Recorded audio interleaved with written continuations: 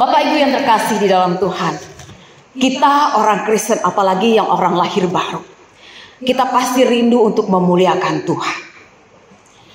Ada keinginan besar untuk melayani, apalagi habis dibaptiskan, apalagi kita baru dilepaskan dari masalah dan kita tahu masalah itu berat. Kemudian begitu kita menyadari semua ini adalah anugerah Tuhan, kita menggebu-gebu ingin melayani. Tetapi kemudian begitu kita diperhadapkan pada pelayanan, kita mulai mengkeret. Kita mulai merasa, aduh, saya takut. Bisa nggak saya? Ragu, saudara. Bahkan ada godaan, saya melayaninya minggu depan saja, atau saya nungguin sampai Desember saja, awal tahun saya baru mulai melayani, atau tunggu saja setelah ada peristiwa kejadian yang besar di dalam hidup saya. Saudara, berapa kali kita seringkali tawar-menawar kepada Tuhan pada saat kita diperhadapkan pada melayani. Seringkali semua rasa ini menjadi penghalang bagi kita untuk maju melayani.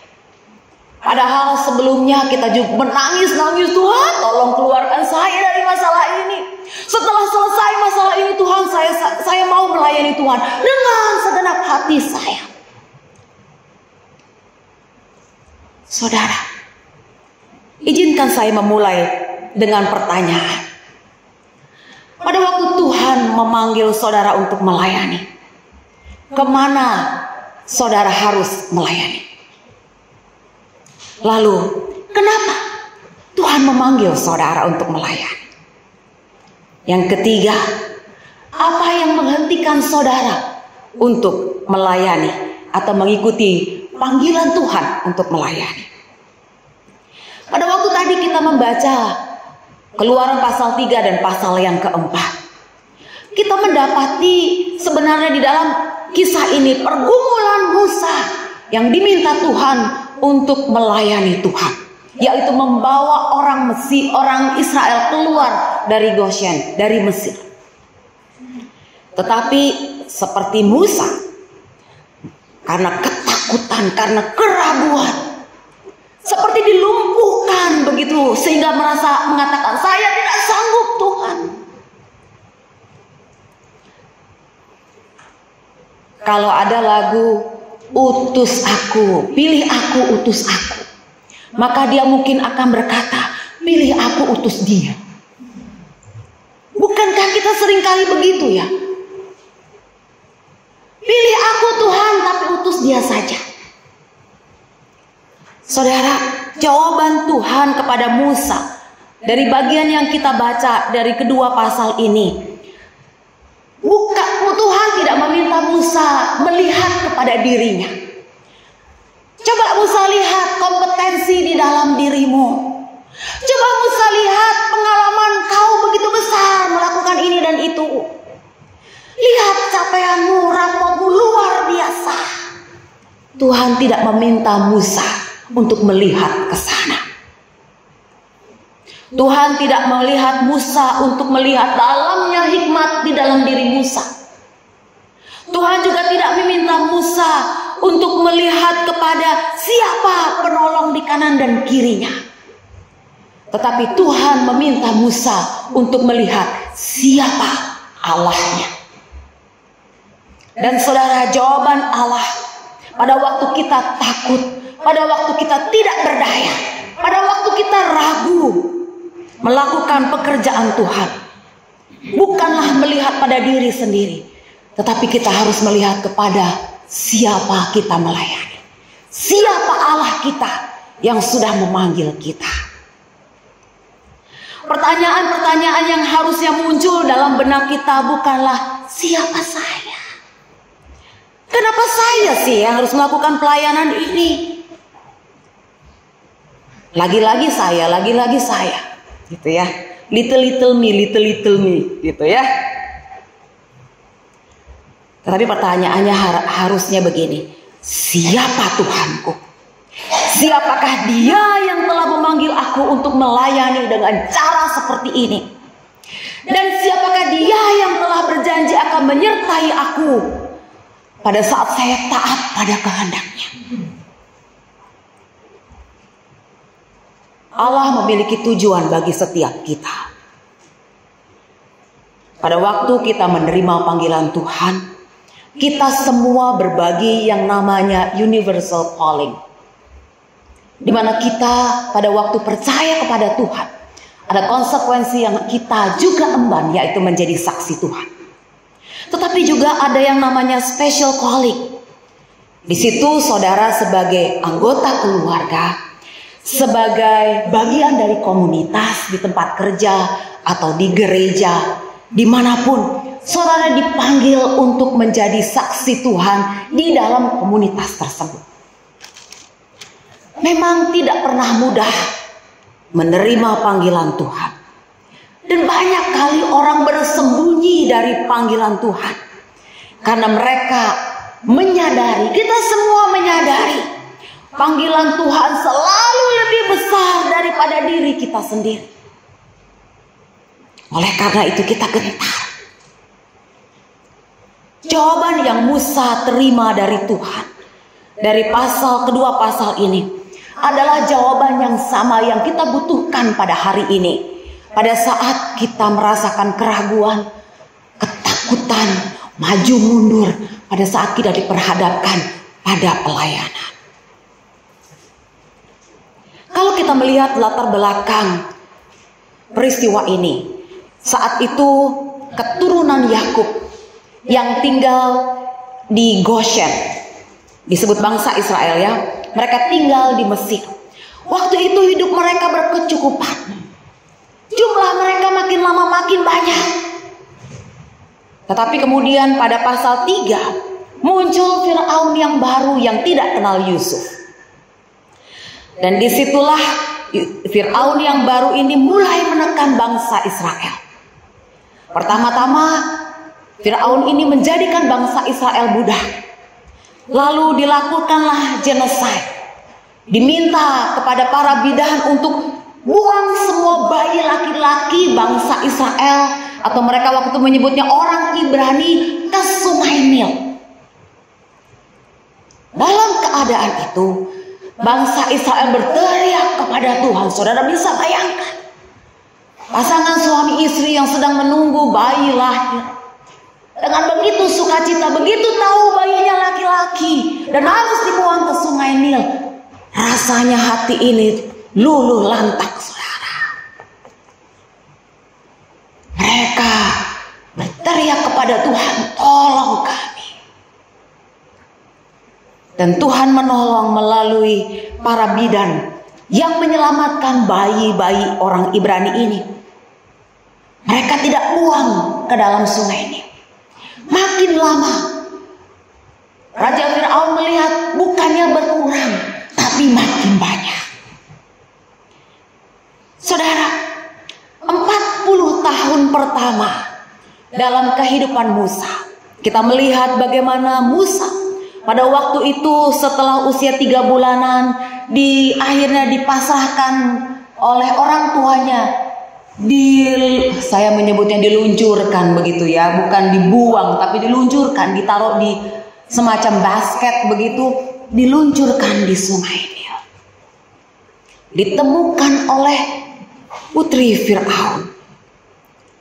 Saudara, pada waktu di Keluaran pasal 2 kita melihat bagaimana Musa tumbuh dewasa dalam situasi yang sangat sebenarnya pada waktu itu merupakan simbol kekuatan bangsa Mesir. Pada waktu 40 tahun itu Musa mulai bertumbuh dewasa. Di situ dia menyadari bahwa dirinya tidak sama dengan ibu angkatnya. Tidak sama dengan orang-orang yang ada di dalam istana Firaun itu. Dia menyadari bahwa orang-orang yang menjadi budak di sana itulah bangsanya. Lalu menyadari tekanan yang diterima oleh bangsanya, dia memutuskan untuk menggunakan kekuatan yang dimilikinya sebagai putra angkat putri Firaun agar dia berupaya untuk menghadirkan keadilan bagi orang Israel yang berada di bawah tekanan bangsa Mesir.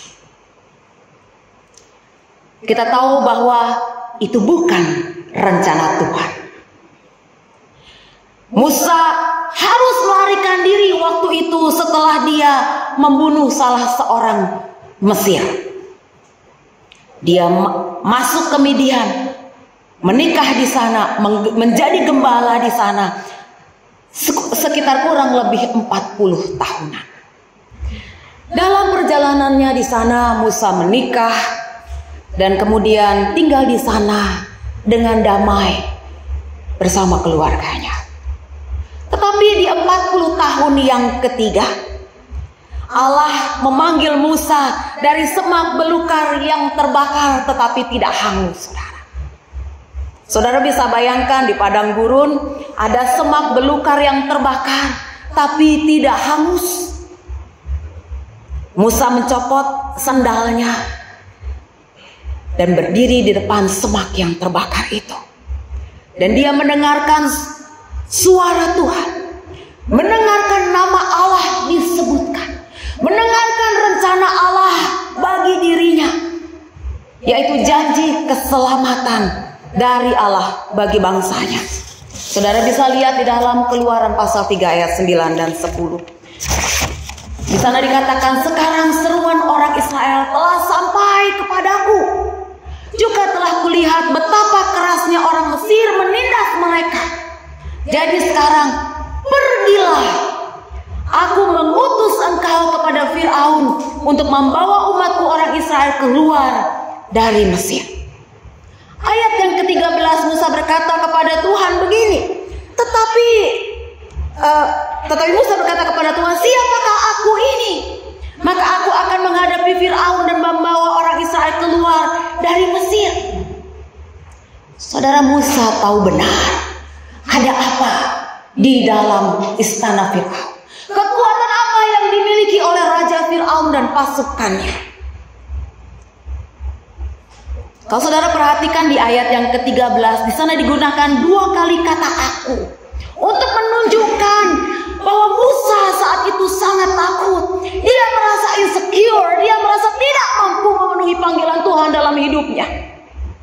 Dia tahu bahwa dirinya tidak layak melakukan tugasnya. Dia menilai dirinya, aku tidak punya cukup hikmat Tuhan. Aku tidak cukup pandai.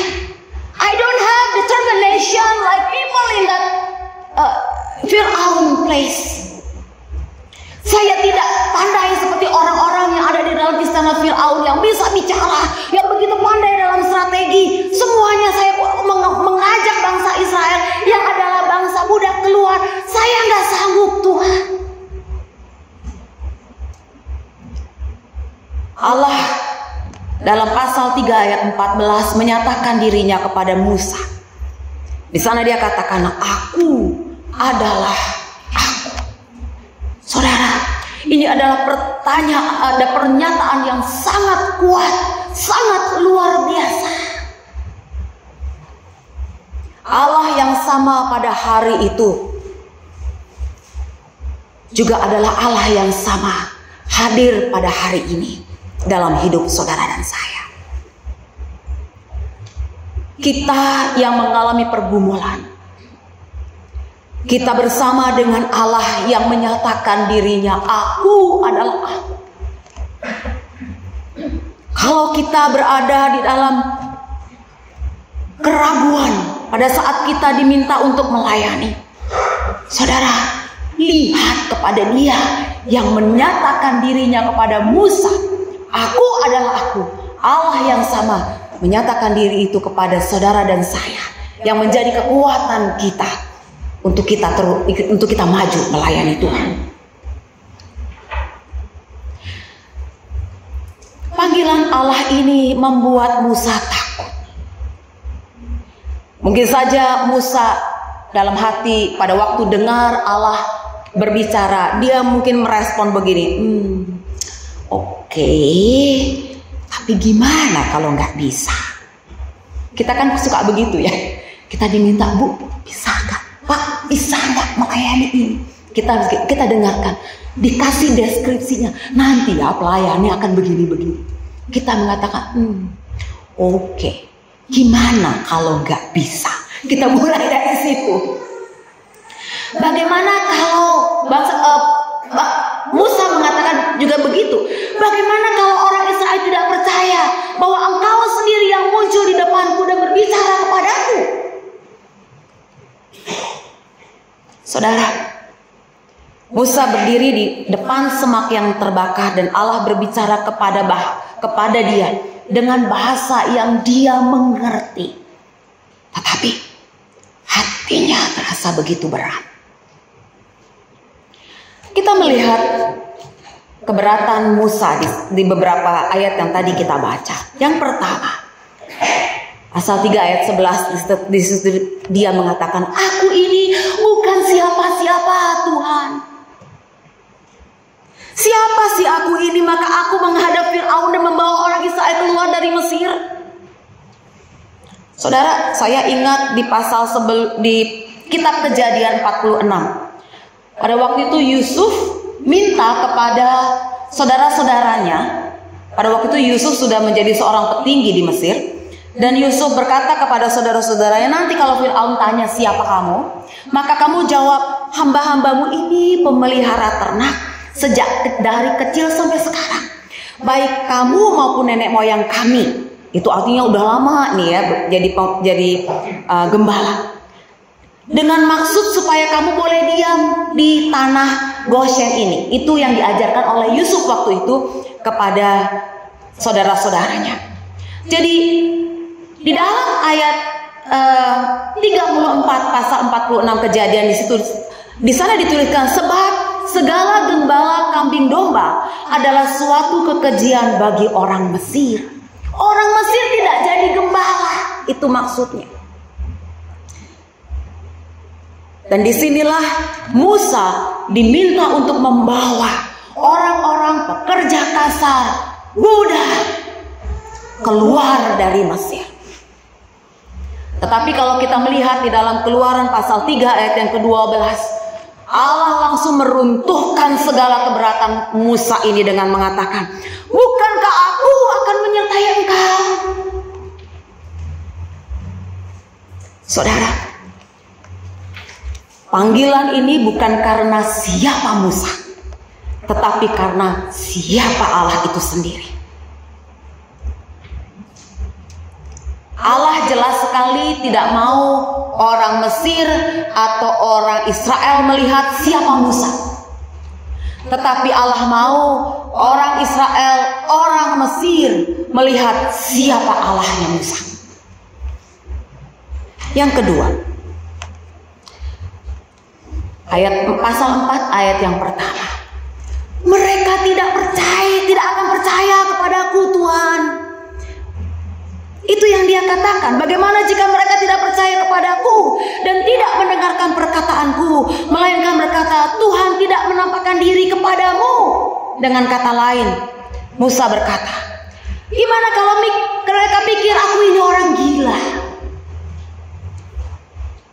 Aku percaya kepadamu karena aku mengalami langsung bertemu dengan engkau. Tetapi kan mereka tidak. Di atas gunung ini siapa yang menjadi saksi saya bicara dengan engkau?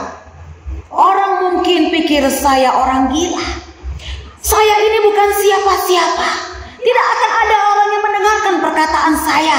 Apalagi kalau saya mengatakan bahwa saya telah berbicara kepada Allah. Pasal 4 ayat yang kelima. Tuhan menjawab Musa begini. Supaya engkau percaya bahwa Tuhan Allah nenek moyang mereka, Allah Abraham, Allah Ishak dan Allah Yakub telah menampakkan diri kepadamu. Maka kita lihat di sana tadi pasal dari ayat 3 sampai ayat ke-6. Di sana Tuhan menunjukkan tanda bagaimana Musa harus percaya bahwa Allah yang melakukan semuanya itu melalui diri Musa. Dengan cara apa? Lempar tongkatnya ke tanah. Jadi apa? Jadi ular. Saudara, waktu saya bayangkan kalau saya jadi Musa ya, saya pegang-pegang tongkat nih, setiap kali saya pegang kemana-mana saya bawa ya. Terus tiba-tiba saya lempar. Saya kan nggak mau jauh-jauh dari tongkat yang membuat saya tuh nyaman sebenarnya. Kan nopang, kita aja kalau nyender gitu pakai tongkat enak sekali ya. Terus ini disuruh buang, saya pasti juga buangnya nggak jauh-jauh ya, deket ya, kan supaya saya gampang ngambilnya. Tapi pada waktu dibuang itu jadi ular, saya pasti juga kaget, saudara. Kalau gitu saya buang jauh-jauh gitu kan ya. Pada waktu itu Tuhan katakan, sekarang ambil bagian mana? Buntutnya. Kembali menjadi tongkat. Lalu yang kedua apa? Tangan dimasukkan ke dalam kantong jubahnya. Keluar kenapa?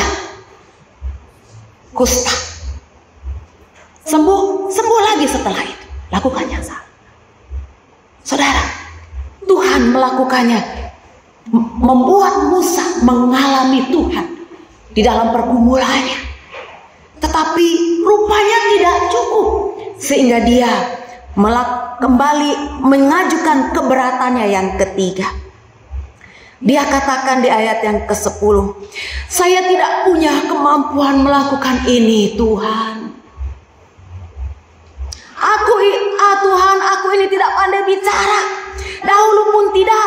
Dan sejak Engkau berfirman pada hambamu ini pun tidak. Sebab aku berat mulut dan berat lidah. Dengan kata lain, Musa mengatakan bahwa Tuhan, aku tahu benar standar orang-orang yang ada di dalam istana Firaun itu luar biasa hebatnya. Pemikir-pemikir yang luar biasa. Mereka bicara dengan sangat lugas. Kadang mereka ngomong pun saya nggak ngerti. Banyak kali kita ketemu filsuf-filsuf gitu ya. Makin mereka ngomong kita makin nggak ngerti ya. Nah mungkin Musa juga begitu. Bikin strategi orang-orang Firaun. Musa pikir ini ujungnya kemana gitu. Mungkin waktu muda itu memperhatikan begitu ya. Dia mengenali kekuatan yang ada di dalam istana Firaun.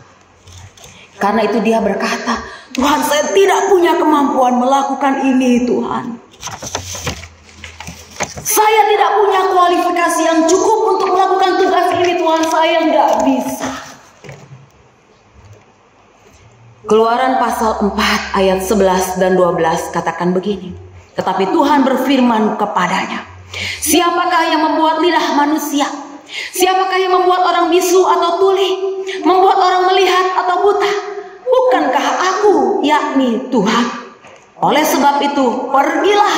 Aku akan menyertai lidahmu dan mengajar engkau apa yang harus kau katakan. Sampai di situ, apakah kemudian Musa terima?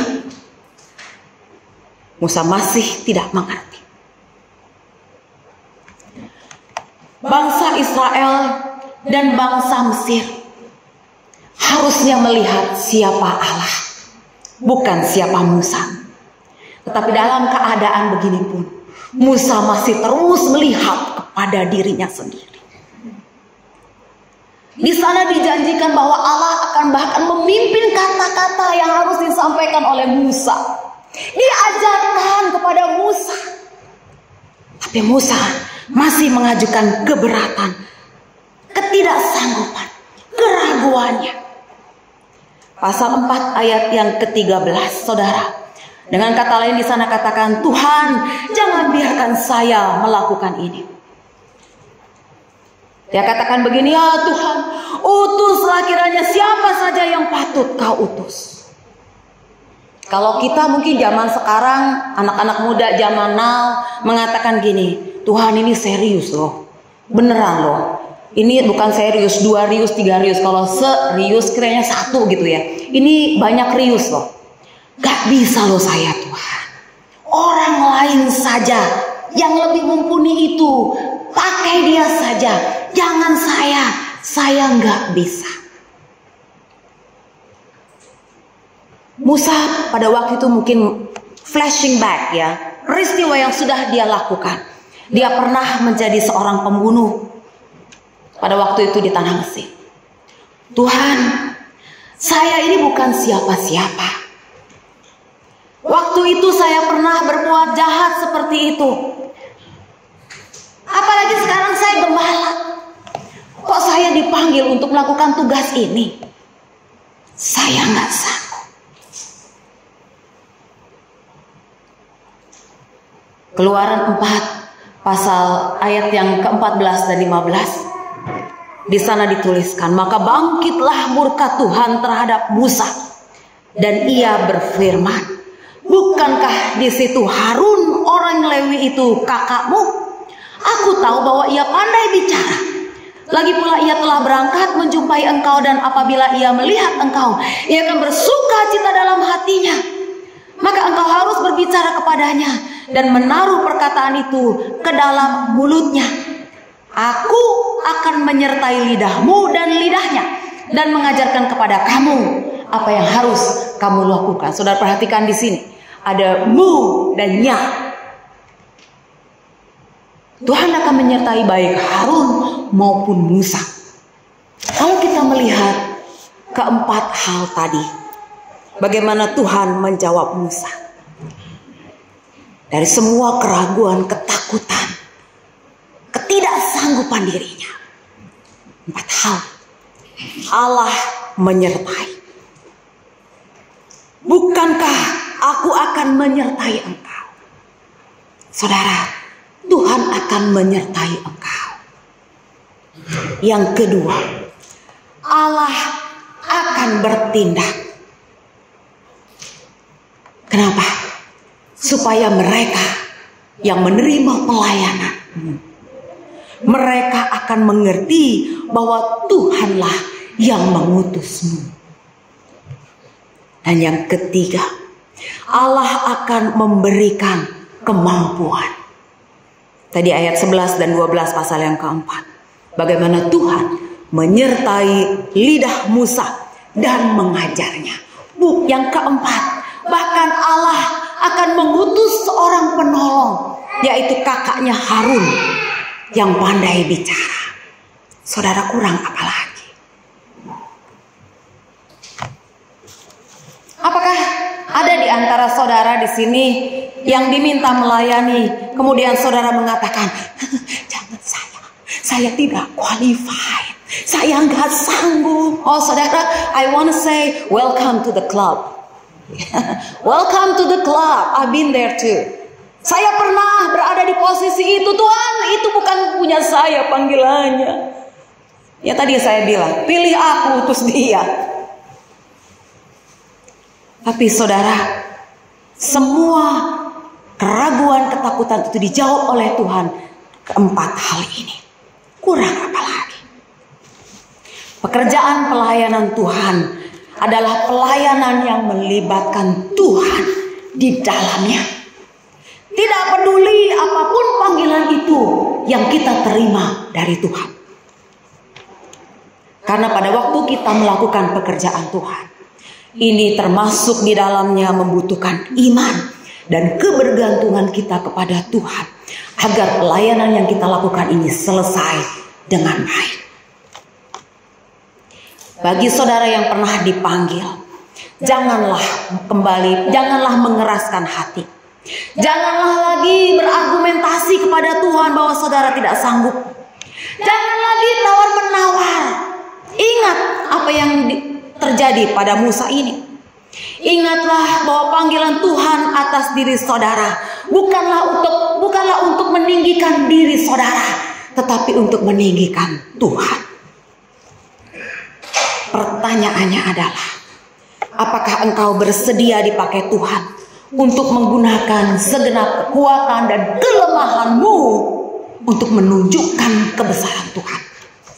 Jangan pernah mengangkat kelemahan kita sebagai alasan untuk menunjukkan bahwa sebenarnya engkau tidak percaya pada kekuatan dan penyediaan yang Tuhan berikan pada saat kita diminta untuk melayani.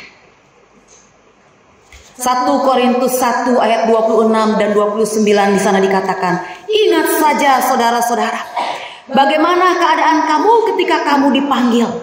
Menurut ukuran manusia, tidak banyak orang yang bijak, tidak banyak orang yang berpengaruh, tidak banyak orang yang terpandang. Tetapi apa yang bodoh bagi dunia, dipilih Allah untuk memalukan orang-orang yang berhikmat.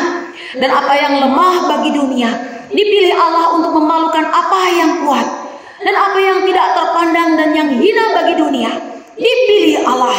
Bahkan apa yang tidak berarti dipilih Allah untuk menyediakan apa yang berarti, supaya jangan ada seorang manusia pun yang memegahkan diri di hadapan Allah. Saudara, jadi jangan ada lagi yang punya imposter syndrome ya. Tahu ya imposter syndrome? Itu imposter syndrome itu artinya keadaan di mana kita meragukan pencapaian dan kemampuan kita, segenap skill dan kepandaian kita sembunyikan, kita merasa kecil. Datanglah kepada Tuhan, Tuhan saya punyanya ini, silahkan pakai. Itu ada gentarnya, ada kemauannya, nah itu nyampur jadi satu, itu rasanya tidak ada bandingnya saudara. Nikmati. Allah memakai kita. Dia mau memakai saudara dan saya. Maka gumulkan saudara. Gumulkan dan doakan. Saya ingin kita kembali kepada pertanyaan yang tadi. Mengapa Allah memanggil saudara? Dan apa yang menahan saudara sehingga saudara tidak bersedia untuk berjalan, melangkah? Ada banyak orang punya salah mengerti pada saat menerima kata panggilan. Yang tadi dibilang, aduh saya nggak mau tuh disuruh sengsara di tempat yang airnya warnanya coklat. Minumnya, aduh nggak bisa, nggak ketelan. Aduh di sana nggak ada yang namanya supermarket. Toko-toko kecil pun jauh, apalagi masuk ke padang ke hutan. Aduh itu mah bukan saya. Tadi di awal saya sudah sampaikan, ada yang namanya universal calling.